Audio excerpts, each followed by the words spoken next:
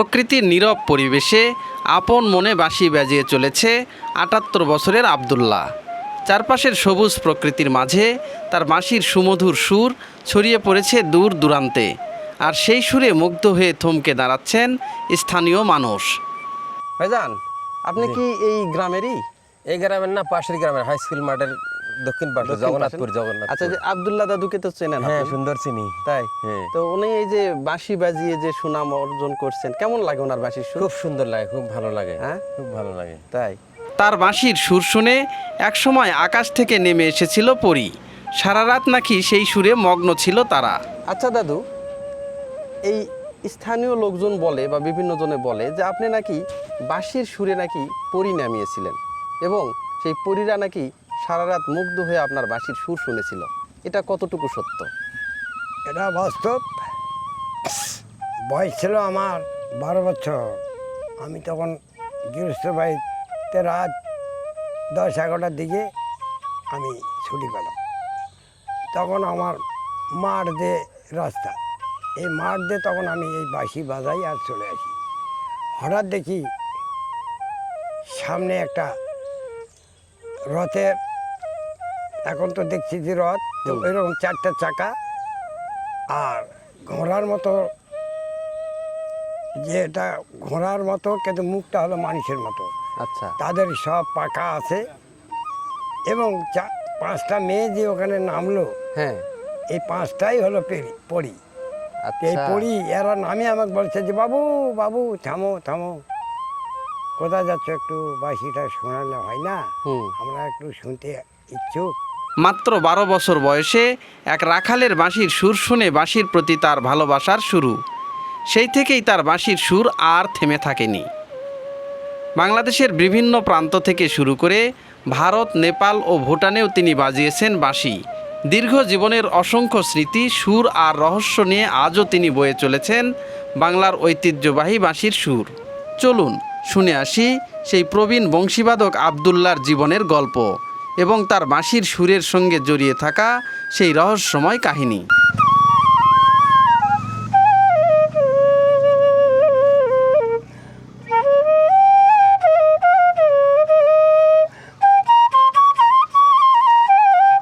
আচ্ছা দাদু, এই স্থানীয় লোকজন বলে বা বিভিন্ন জনে বলে যে আপনি নাকি বাঁশির সুরে নাকি পরী নামিয়েছিলেন এবং সেই পরীরা নাকি সারা রাত মুগ্ধ হয়ে আপনার বাঁশির সুর শুনেছিল। এটা কতটুকু সত্য? এটা বাস্তব।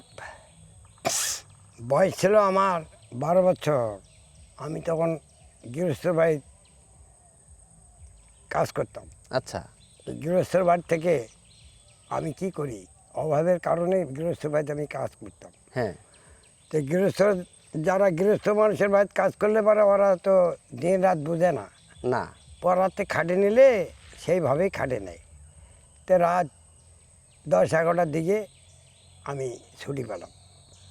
তখন আমার মাঠ দিয়ে রাস্তা, এই মাঠ দিয়ে তখন আমি এই বাঁশি বাজাই আর চলে আসি।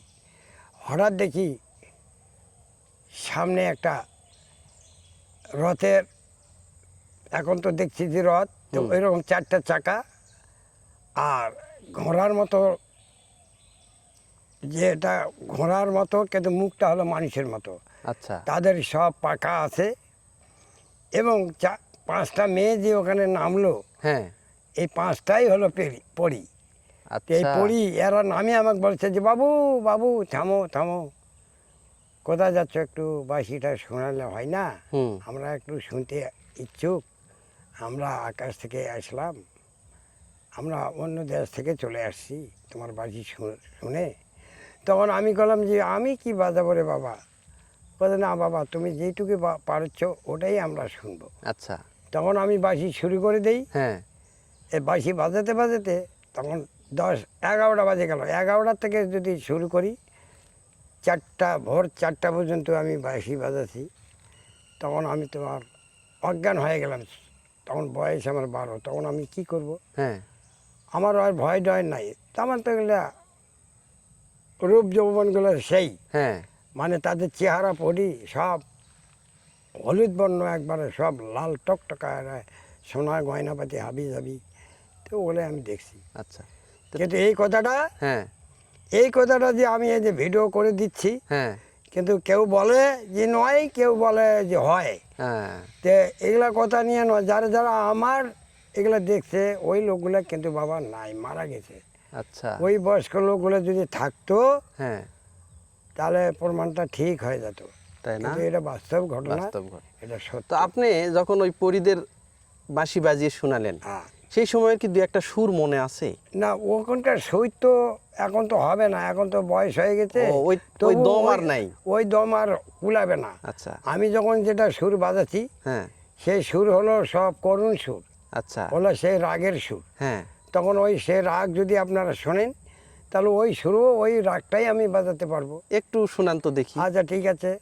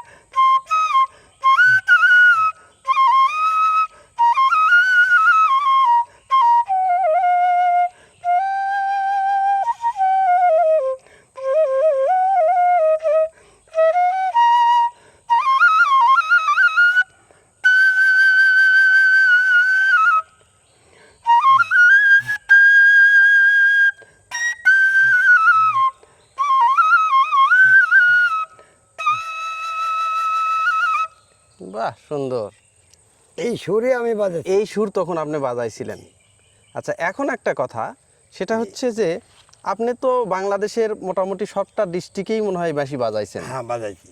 আচ্ছা পরবর্তীতে যেটা শোনা গেল যে আপনি নাকি বাংলাদেশ পেরিয়ে ভারত, নেপাল, ভুটানেও নাকি আপনি বাঁশি বাজিয়েছেন। বাজাচ্ছি। তো এটা সম্পর্কে যদি একটু বলতেন আপনি। ভারতে গেছি, বালুঘাট প্রথম, বালুঘাট যাই ওখানে আশ্রয় নিলাম। বালুঘাট থেকে তখন আমি বাঁশি একজনের বাসায় আমি কাজ করলাম। তো আমি বাঁশি যখন বাজাই তখন বাউলের শিল্পীরা আমার দেখে, এই বাউলের শিল্পীরা আমাকে টেনে নিল যে বাবা আমার দলে থাকো। তো আমি ওখানে যখন 2 বছর থাকি, 2 বছরের ভিতরে আমি জ্ঞানার হয়ে গেলাম। তখন আমি ওই ছেটের মালিক হয়ে গেলাম। 4টা ছেট লাগে। আচ্ছা বাউল করতে গেলে 12টা শিল্পী লাগে, হ্যাঁ আর 4 ছেট মানে করে যে বায়ান লাগে।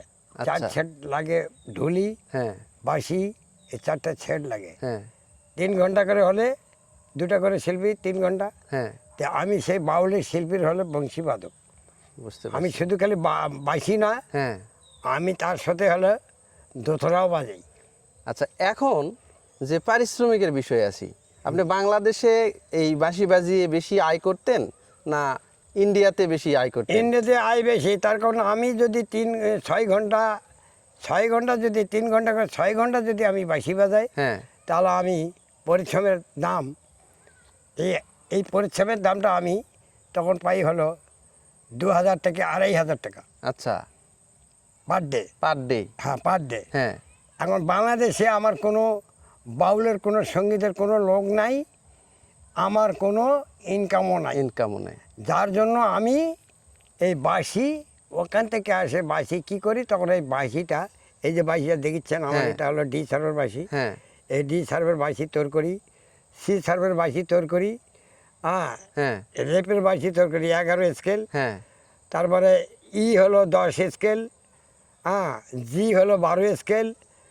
আচ্ছা এই সমস্ত বাঁশি তৈরি করি, আর এই হাটে বাজারে একটু নিয়ে যায়, আমি বেচা কেনা করে আর কি আমার জীবনটা রক্ষা করি। কারণ আচ্ছা। আমার তো আর এখন কোনো বাউলের গানের কোনো শিল্পী শিল্পী নাই। এখানে নাই। হ্যাঁ। বাউল তত্ত্বর গানের শিল্পী ওরা নাই, ঠিক আচ্ছা, আছে? যখন এই যে নেপাল ভুটানে গেলেন তখন কি গান বাজাতেন আপনি? ওরা তখন ওরা ওই বাউলই গান, কিন্তু বাউল গান হলে ওদের গান আলাদা, ওটা ভাওয়াইয়া পল্লীগীতি এইগুলা? এগুলা। আর বাউল হলো শব্দ হলো হ্যাঁ, এটা আধ্যাত্মিক জিনিস, বুঝতে পারছি। আধ্যাত্মিকের উপরে গানগুলো চলে। হ্যাঁ, হ্যাঁ, হ্যাঁ। এই দেখো আমি একটা বাউল সুর দিচ্ছি, আপনারা শোনেন। আচ্ছা, শুনাই।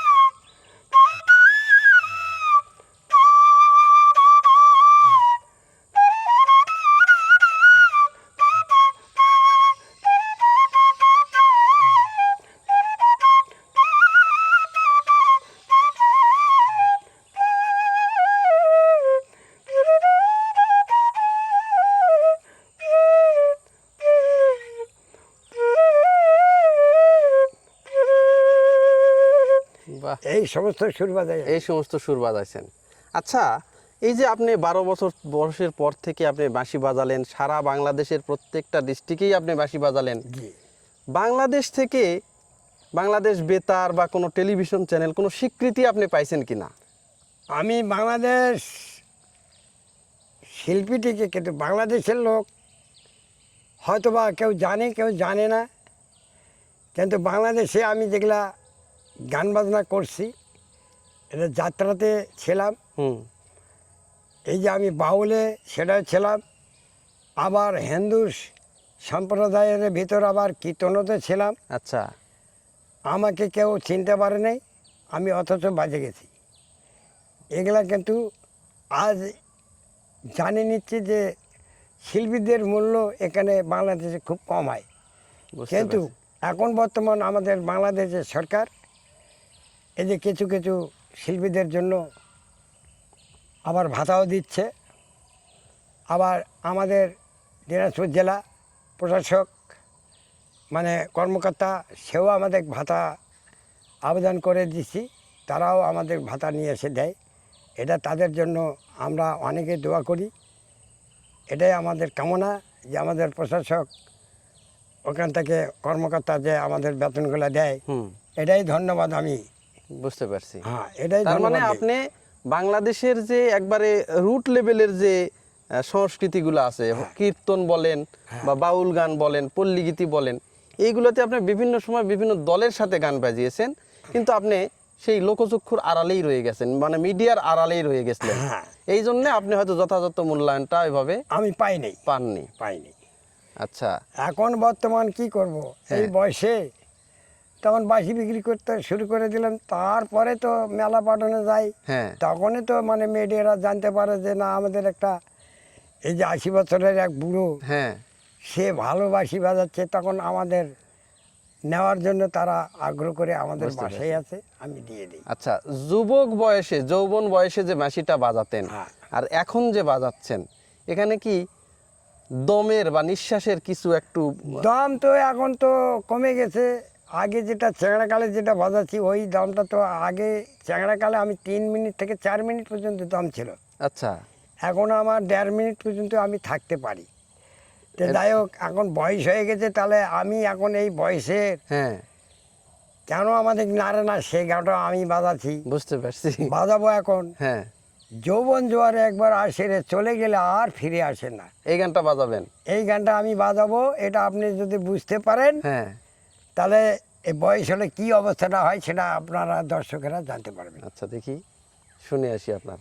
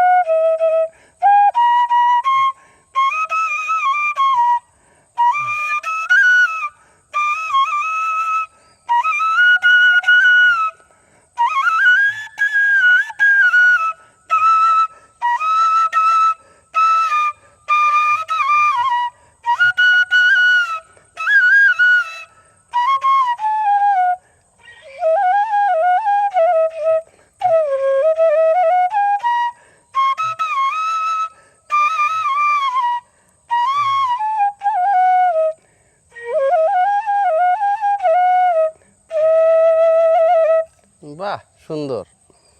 আচ্ছা দাদু, জি, আপনি তো ইন্ডিয়াতে দীর্ঘদিন আপনি বাঁশি বাজিয়েছেন। বাজাচ্ছি। শুধু কি এই বাংলা গানের সঙ্গেই বাঁশি বাজিয়েছেন, না হিন্দি গানে তো আপনি বাঁশি বাজানোর না, সৌভাগ্য হয়েছে? ওলা হিন্দি গান আছে, তাছাড়া বাংলাও আছে। আচ্ছা ওখানকার ভাওয়াইয়া, ভারতের ভাওয়াইয়া হলো আলাদা সুর, আচ্ছা। ভারতের সুর আলাদা। হ্যাঁ হ্যাঁ, হ্যাঁ। তাহলে ভারতের একটা সুর বাজাই। আচ্ছা, তার আগে একটু শুনে আসি আচ্ছা, যে আপনি এই যে বাঁশি বাজানো শিখলেন, এখন এই বাঁশি বাজানো শিখতে যে কোনো প্রতিবন্ধকতার শিকার হয়েছেন কিনা? আমি যে কোনো জায়গায় আমি বাঁশি বাজাচ্ছি, কিন্তু আমার গুরু ছাড়া আমাকে বলে না যে তুমি পারবে না, এই কথাটা আমাকে বলেই নাই। হুম। বরঞ্চ আমাকে, আমি যে মঞ্চেই উঠেছি 2000, 3000, 4000, 5000, 6000 করে টাকা আমার গালায় মালাই দিছে। তাই না? গলার মালা দিয়ে দিছে। হ্যাঁ, মালা দিছে। আমি বহু জায়গায় মঞ্চে গেছি, কলকাতা থেকে, দিল্লির থেকে, হ্যাঁ বোম্বাই থেকে, এবং আসাম, গুয়াহাটি, হ্যাঁ। তারপর এইদিকে বালুঘাট, মালদা, শিলিগুড়ি, জলপাইগুড়ি, রায়গঞ্জ, কালিয়াগঞ্জ, হুম বগরগাছি, গঙ্গারামপুর, তারপরে এইদিকে হলো বিহার, কোচবিহার, হ্যাঁ, উড়িষ্যা। হ্যাঁ, এমনটা কোনো দেশ নাই যে আমি যাইনি গান করতে। হুম। কারণ 60টা বছর ছিলাম আমি সেই ভারতে। সেই ভারত থেকে চলে আসছি, আমাদের বাংলাদেশের কোনো শিল্পীর কোনো মূল্যায়ন নাই। মূল্য নাই এখানে। তে যাক বাবা, হ্যাঁ। আপনারা আমার এই বাঁশি দেখছেন না? হ্যাঁ আরও একটা বাঁশি দেখাচ্ছি। হ্যাঁ।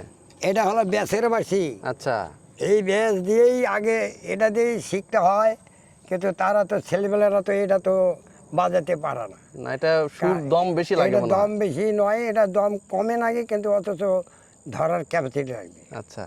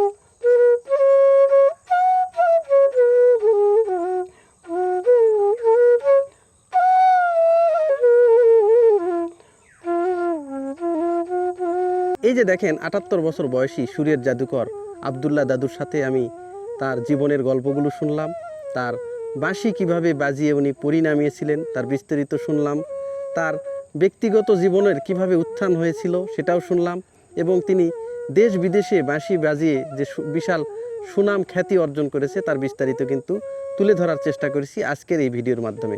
আজকের এই ভিডিওটি যদি ভালো লেগে থাকে অবশ্যই ভিডিওটিতে লাইক করবেন, শেয়ার করবেন এবং কমেন্টের মাধ্যমে আপনাদের মতামত জানাবেন।